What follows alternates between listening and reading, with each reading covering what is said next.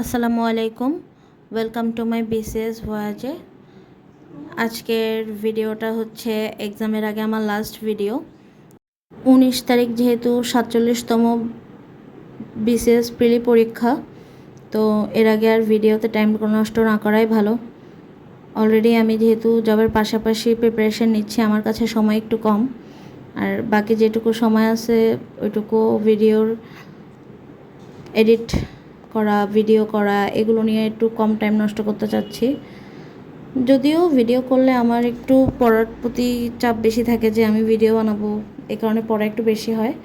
তাও এখন আমি এমনিতেও বাচ্চাদের পরীক্ষা, ওদের খাতা কাটা, ওদেরকে প্রিপারেশন, ওদের পরীক্ষার জন্য প্রিপেয়ার করা, এগুলো নিয়ে একটু টাইম বেশি খরচ করতেছি।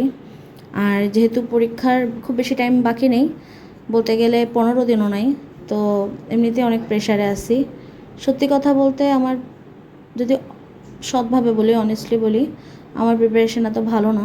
যদিও আমি প্রায় 1 বছর ধরেই প্রিপারেশন নিচ্ছি, আমি চ্যানেলটা 1 বছর আগেই বানাইছি, কিন্তু অত ভালো করে প্রিপারেশন নেওয়া হয় নাই। আমি এত কনফিডেন্টও না।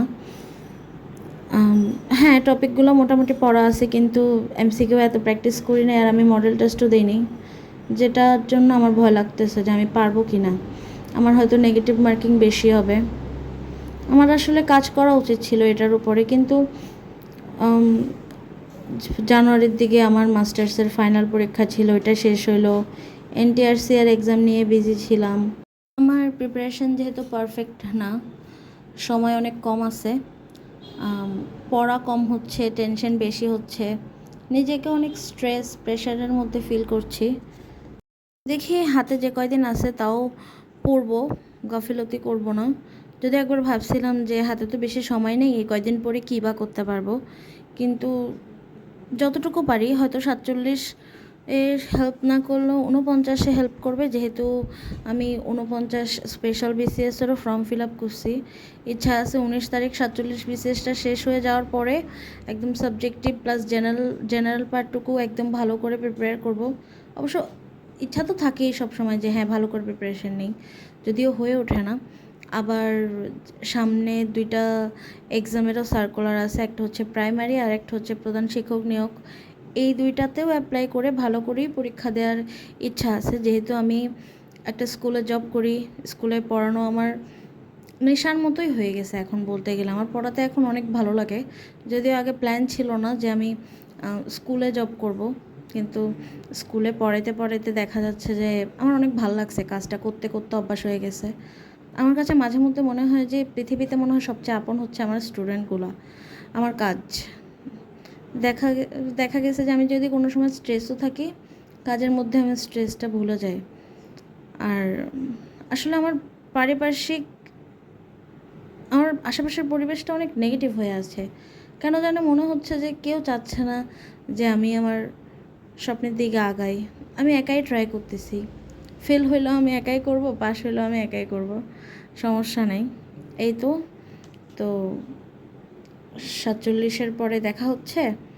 49-এর প্রিপারেশন নিয়ে প্লাস প্রাইমারি আর প্রধান শিক্ষকের প্রিপারেশন নিয়ে আমি জাস্ট ওয়েট করতেছি যে এই টাইমগুলো খুব তাড়াতাড়ি চলে যাক, 47-এর টেনশনটা আমার মাথা থেকে যাক। দেখি কত পাই, দেখা যাবে। আমি শেয়ার করব কীভাবে এই 14-15 দিন প্রিপারেশন নিচ্ছি, ওইটা যদি পারি শেয়ার করব।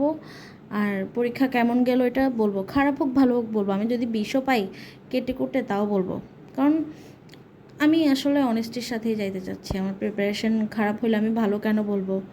এই তো এক্সামের পর ফেরত আসবো, সবাই সবার প্রিপারেশন এক্সপিরিয়েন্স আমার সাথে শেয়ার করবেন কমেন্ট বক্সে।